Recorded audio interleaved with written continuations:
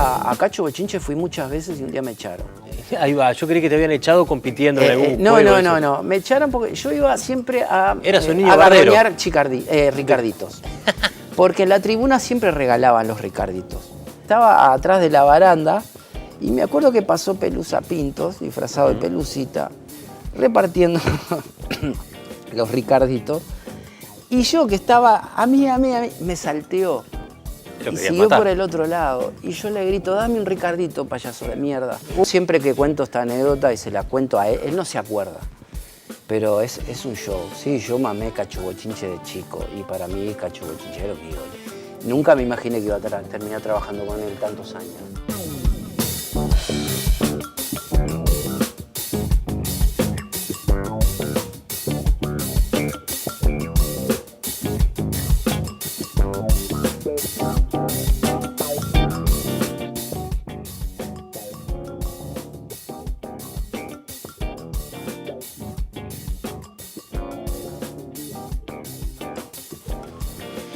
¿Es cierto que eras de escaparte de la escuela?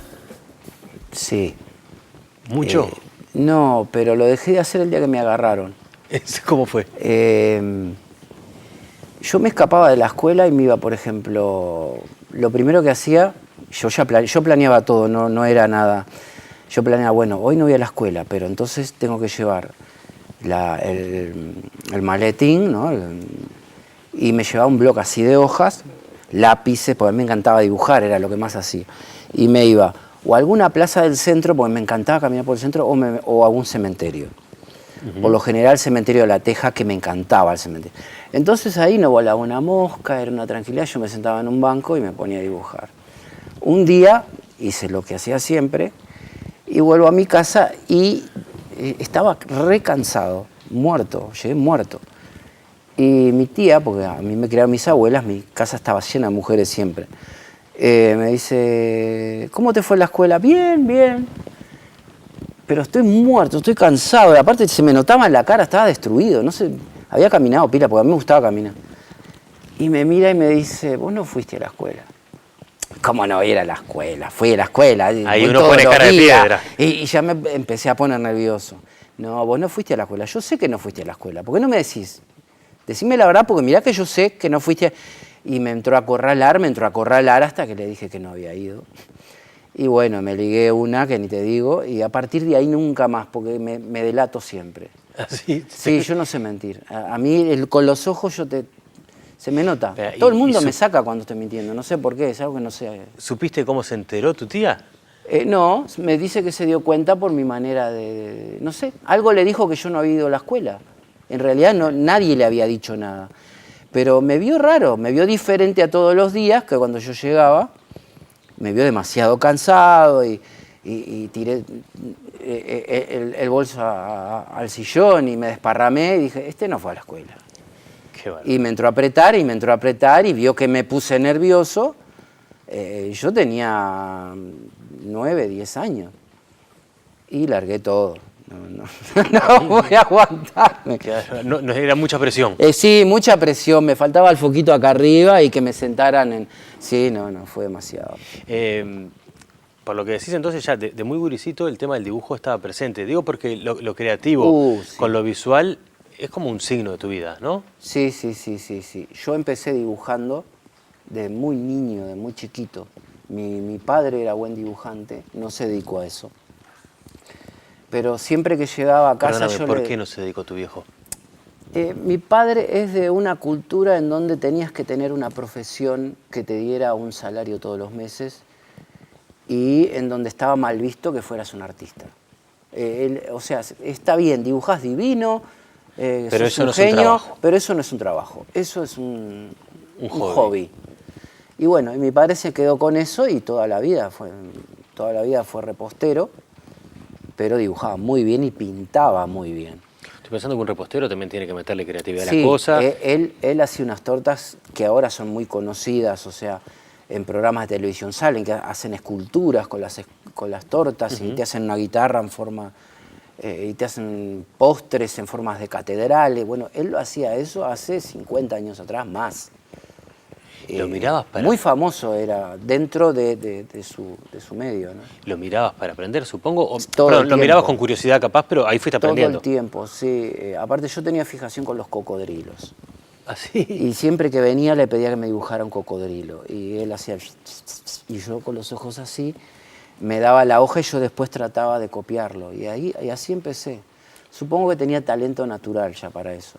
¿Y cómo le planteaste después, en algún momento se lo llegas a plantear, che, voy a empezar a laburar, me quiero arrimar a laburar al mundo del maquillaje? ¿Empezaste por el mundo del maquillaje? No. ¿Por dónde empezaste? No, yo quería ser dibujante de historietas. Ole. Porque Una profesión muy bien yo rentada en hasta que Uruguay. me casé dibujaba historietas. ¿Ah, sí? Sí, en hojas de cuaderno. Yo agarraba un cuaderno, lo dividía en viñetas y dibujaba lo que me inspirara. Casi siempre era terror y ciencia ficción, otra cosa no hacía. Y mi sueño era ser un gran dibujante de historietas y consumía muchas historietas. Al mismo tiempo que consumía mucho cine y me encantaban todo lo que tuviera que ver con monstruos, con personajes como Frankenstein, Drácula, las películas viejas de la Universal, que eran las que salían en las pantallas de televisión antes, ¿no? Las primeras que se pasaron. Y esas dos cosas iban de la mano. Estoy pensando que todo es muy visual en tu vida, todo lo que vas contando Todo. Es interesantísimo. Todo, O sea, sí. es como un destino marcado, Sí, porque sí, lo de sí, tu viejo sí, es visual en 3D, digamos. Vos haces ahora animación en 3D y has hecho Claro. mucho, pero lo del dibujo y pedirle los dibujos, lo de los cómics y las historietas están mirando. Pasaste a pensar en Sí, imágenes, sí. no es sencillo eso. Sí, yo incluso, no existían los muñecos de acción en esa época cuando yo era chico. Yo me los dibujaba en una hoja a los personajes con los cuales yo quería jugar, me los dibujaba parados, los recortaba y eran mis muñecos de acción que yo jugaba cuando era niño, con esos personajes recortados. Los dibujaba de atrás y de adelante. Claro. Y eran para mí tridimensionales esos personajes. Sí, Si tenían yo me hacía mucho una más cuerpo que la hoja. Claro, mucho más cuerpo que la hoja. Yo me hacía hasta una escenografía con cajas de cartón y cosas que encontraba. Y siempre mis juegos eran con Frankenstein, el hombre lobo, y los pasaba dibujando, o sea, todo el ¿Y por qué tiempo. te fascinaban estaba ese tipo obsesionado. de personajes, terror y ciencia ficción? ¿Qué tienen de atractivo? Las dos cosas tienen mucho público, ¿no? Sí. O sea, Yo creo que viene de parte de mi madre. ¿Así? ¿Por qué? Mi madre es muy aficionada al cine de terror. ¿Así? Pero lo raro de esto es que a mí no me educó mi madre, me educaron mis abuelos paternos. Yo no tenía contacto con mi madre hasta que fui adulto. Y ahí conocí todos los gustos y todo ese tipo de cosas y dije, de ahí salió mi gusto por lo macabro, de parte de mi madre. Yo cuando niño miraba, por ejemplo, las películas de terror que pasaban de noche en los canales, obviamente estamos hablando de cine blanco y negro, de televisión blanco y negro. Las películas Y eran las con viejas. 3 rayitas en la pantalla, No. que eran como para adultos. Que eran, Bueno, sí. porque sí. para los niños en esa época no podían ver esas cosas. Eran las viejas películas de la Universal de los años 30. Imagínate, las pasaban en los 70. Drácula, Bela Lugosi. Drácula, Bela Lugosi, Boris Karloff, Lon Chaney y todos esos. Y yo fascinado, pero fascinado. Eran los monstruos que yo conocía. Y mis abuelos, muy difícil que me dejaran verla completa, porque decían que yo soñaba. Yo no soñaba. No tenía pesadilla, pero ellos se les había metido en la cabeza que no sé, que Sí. no era normal eso. Si el gurí ve esto, después Sí, te sueña. imagínate, mirá lo que está viendo el nene y no me dejaban verlo muy rara vez. A veces lo miraba a escondida.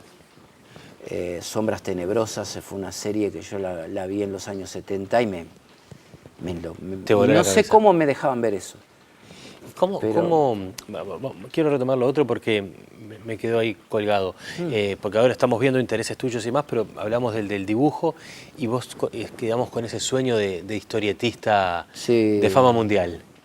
Sí. ¿Y qué pasó que después el historietista no cuajó? Porque me fui inclinando hacia todo lo que tiene que ver con el cine.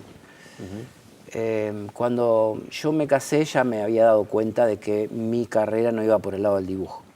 Aparte me había adentrado ya en todo lo que es el mundo de los dibujantes y me había dado cuenta que era muy difícil que un uruguayo pudiera salir adelante como dibujante de historietas. Después sí sucedió. No, si con estás hablando de otros los dibujantes. 70s y los 80, a reventar estaba Estamos Eduardo hablando Barreto de vendiendo 80. para la DC en Estados Unidos. Ahí va. Trabajó allá y Después después se vino y lo apareció mandaba por Barreto. acá, Ahí pero está. más nada. Uno. Y me empezó a fascinar el tema de los efectos especiales de maquillaje. La curiosidad ya me había agarrado de muy joven de saber cómo creaban los monstruos, quiénes estaban detrás de cámara, creando esos personajes icónicos, en fin. Y me entró a fascinar eso y de a poco fui averiguando cómo los hacían. Y lo primero que aprendí a hacer fueron máscaras de látex. Ajá. Aprendí a base de errores, a base de ensuciarme, de gastar plata, en fin. De invertir, eso te iba a decir, invertir en Sí, materiales tuve que para ensayo y invertir error. para ensayo y error. Y usar la intuición, ver los resultados y fijarme cómo podría obtener los mejores. En 1990 obtuve mi primer máscara de látex completa. ¿Qué quiere decir que para completa? mí fue como completa, que cubre toda la cara, no una careta, sino una máscara completa Cabeza de entera cabeza. y de esas que llevan incluso un bordecito Acá. de cuello, digamos, como para Claro, que quede debajo de la parte ropa. de cuello. Eso fue en 1990. ¿Y era de algún personaje conocido o era No, una me creación acuerdo libre? que inventé una onda, hombre, todo deforme, medio Jason de Martes 13, ¿viste? Con un ojo acá abajo. Y incluso modelé con masilla de vidriero, la masilla que usaban antes los vidrieros para pegar los vidrios. Con eso fue que la modelé, la esculpí con eso, que fue un trabajo impresionante. Después descubrí la arcilla, pero en un principio era eso. Qué bárbaro. El látex lo descubrí en una talabartería y después lo conseguí en una fábrica de globos, porque me di cuenta que el látex de talabartería no era el mismo que yo necesitaba para hacer las máscaras. Tenía que buscar un látex que se llama prevulcanizado, que es pretratado, que es el que se usa para hacer globos. Entonces ahí me contacté con un señor que tenía una fábrica de globos y me acuerdo que lo primero que le compré fueron 4 litros de látex. Señor, me vende látex. Látex, prevulcanizado. Y de ahí no paraste. Y de ahí no paré. ¿Podrías Dejé el trabajo y... ¿Podrías hacer un día un superhéroe del café? ¿Un qué? ¿Un superhéroe del café? Sí, un hombre muy nervioso. Sí, ¿Sería? sí, sería muy nervioso. Sí. Bueno, habría que hablarla con la gente de Ganacho, a ver si les interesa.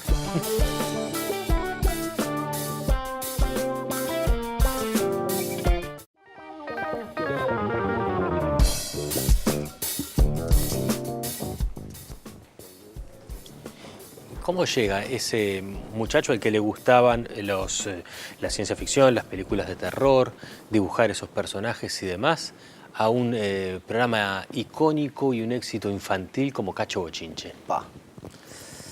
Bueno, fue toda una seguidilla de cosas. Yo desde el año 88 empecé a trabajar en carnaval.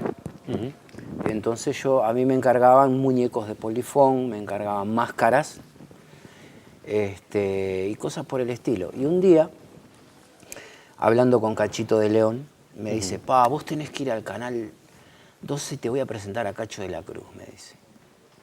Digo, está genial, digo, no sé, ¿cuándo? Me dice, venite el martes, que es cuando grabamos el show del mediodía. Llévate alguna cosa, una máscara o algo. Y yo hacía unos muñecos tipo Muppets, pero a diferencia de los Muppets, estos eran de látex. Era un personaje totalmente moldeado, rellenado con espuma y después digo, voy a llevar esto para mostrarle, capaz que le interesa. Bueno, y fui ese martes a Canal 12, me acuerdo, y llevé el muñeco llevé unas máscaras, me hicieron pasar a vestuario y me dice, espera que ya le voy a hablar a Cacho que estás vos y no sé qué. Y al rato aparece Cacho de la Cruz disfrazado de Pedemonte. Para mí Cacho fue mi ídolo porque toda mi niñez fue marcada por Cacho Bochinche. Cacho Bochinche empezó en el 73, creo, 74, por ahí. Y fíjate que era el año 91. Para mí era, no sé, era como un dios estar frente a ese personaje. Claro, y él quedó fascinado con mi trabajo enseguida. ¿Una vez fuiste a competir o algo de niño? No. Sí fui a Cacho Bochinche, fui muchas veces y un día me echaron. Ahí va, yo creí que te habían echado compitiendo en algún no, juego. No, me echaron porque yo iba siempre a garroñar Ricarditos. Porque en la tribuna siempre regalaban los Ricarditos. Y íbamos siempre, porque yo vivía a 4 cuadras del canal. Y estaba atrás de la baranda y me acuerdo que pasó Pelusa Pintos, disfrazado de Pelusita, repartiendo los Ricarditos. Y yo que estaba, a mí, me salteó. Lo Y querías siguió matar. por el otro lado. Y yo le grito, dame un Ricardito, payaso de mierda. El tipo paró y llamó a seguridad, saquen ese niño, no sé, me sacaron volando. Y vos sabés que yo siempre que cuento esta anécdota y se la cuento a él no se acuerda. Pero es un show. Sí, yo mamé Cacho Bochinche de chico y para mí Cacho Bochinche era un ídolo. Nunca me imaginé que iba a terminar trabajando con él tantos años. Volvamos al encuentro con Pedemonte entonces, teniendo este antecedente además. Bueno, me encuentro con Cacho, con el bigote todo disfrazado, caracterizado como Pedemonte. Era una cosa muy surrealista. Era aquel hablar con, periodista con común, Julio ajá. Pedemonte. ¿No? Y bueno, le encantó mi trabajo y me dijo, quédate hasta el final de la grabación que te voy a mostrar la productora, me dice. Me quedé, me hizo pasar al estudio donde conocí a todo el elenco, vi cómo grababan. Para mí era todo un mundo nuevo eso. Y bueno, terminada la grabación, como a las 4 de la tarde, me lleva a la productora. La productora de él es pegada al Canal 12, era pegada al Canal 12, donde ahora está toda la parte de noticiero. Antes era la productora de él. Claro, porque después él se mudó para Capurro. Él después se mudó para Capurro, pero antes tenía la productora ahí. Era una casa vieja, chica, y la había dividido Y bueno, ahí conocí a Maxi, conocí a Rodrigo, su otro hijo, la gente que trabajaba con él, Víctor Rial. Ya me hizo pasar a una habitación en donde hacían toda la parte del arte de Cacho Bochinche y me dijo, bueno, vos vas a trabajar acá. O sea, él ya daba por hecho de que yo Te sumabas. me sumaba al equipo. Y yo bailaba en una pata. Y vos estabas dispuesto a sumarte Sí, como por fuera. supuesto. Yo tenía mi trabajo haciendo máscaras, porque yo había dejado mi trabajo de tapicero para poner un taller de máscaras. Me iba bien, no me iba mal. Y sumado a eso, había arrancado en televisión. Y bueno, estuve con él 12 años de trabajo. Fue como mi padrino artístico. Aprendí mucho con él, mucho aprendí sobre televisión y me dio la posibilidad de comenzar esto de lo que son los efectos especiales de maquillaje con el hijo. Porque yo también trabajaba con Maxi Animados, con Maxi de la Cruz. Antes de entrar a la parte Sí. de los efectos especiales, me queda una intriga, porque agarrás Cacho Bochinche, te sumás a todo ese grupo de trabajo, fines de los 80, principios de los 90, en un momento que todavía estaban con un auge muy importante y con unos niveles de audiencia altos y demás. Sí, ¿Cómo es sí, ser sí. parte de un éxito así? Y que al mismo tiempo estás al costado, porque tus creaciones estaban ahí, pero vos no era tu cara. Si te No, a cruzabas mí por no la me calle, el conocía público no te nadie. conocía. No, a mí no me conocía nadie. Pero eras Incluso parte al mismo tiempo. cuando me preguntaban a qué me dedicaba, yo decía, yo hago los muñecos de Cacho Bochinche, el Lord. Eso no lo hace Víctor. Claro, porque- Todo el mundo, hasta el día de hoy, cuando yo digo qué era lo que hacía Cacho Bochinche, me dicen, pero eso no lo hacía Víctor. Es como, bueno, no lo hacía Víctor. sea que- Desde el año 91 hasta 2003 lo hacía yo. ¿Y no te frustraba? No porque yo no soy una persona que el ego a mí no tengo ego. No, pero dice, esto lo No, hice yo. todo bien, sí me siento orgulloso de mi trabajo. Está bueno. Me encanta que la gente le guste mi laburo y cuando descubren que yo lo hice es todo un, ¿viste? Pero no me molestaba. Víctor es un buen artista. Fuimos colegas, trabajamos juntos en el mismo programa. Lo único que su beta de él era más para el lado de las marionetas. Es cierto. Y yo hacía, vamos a decir, los personajes corpóreos grandes y los juegos. No chocábamos en ese sentido. ¿Cómo pasa a alguien de estar haciendo los muñecos de Cacho Bochinche a efectos especiales de maquillaje para cine, Bueno. a la animación 3D? Porque visto de afuera, pero en realidad el mundo de Cacho Bochinche no tiene mucho que ver con ese Sí, otro sí, nivel de sí. realización. Sí, es como que es antagónico a lo que yo hago, o a mis gustos. A mí siempre me gustó el terror y los efectos especiales. Claro, de y eso terror, era muy y naif. termino trabajando en un programa infantil, haciendo muñecos que tienen que ser adorables. Sí, no tiene mucho que ver. Sí tiene que ver la parte creativa, porque de la manera en que realizo una cosa es de la misma manera que realizo la otra.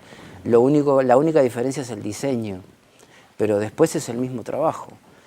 Yo nunca dejé mi beta de maquillador de efectos, trabajando con Cacho. No sabía dónde volcarla.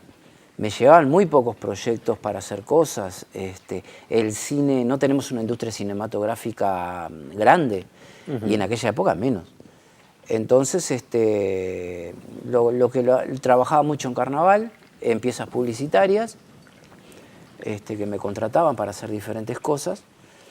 Y vamos a decir que mi carrera como maquillador de efectos especiales propiamente dicho comenzó allá por 2007. Ubícame, por ejemplo, para dar una referencia, películas en las que hayas participado o eventos en los que hayas maquillado y demás. Bueno, yo maquillé en películas como La Casa Muda, Dios Local, infinidad de cortos que ni me acuerdo los nombres. La Casa Muda tiraste cohetes porque era terror.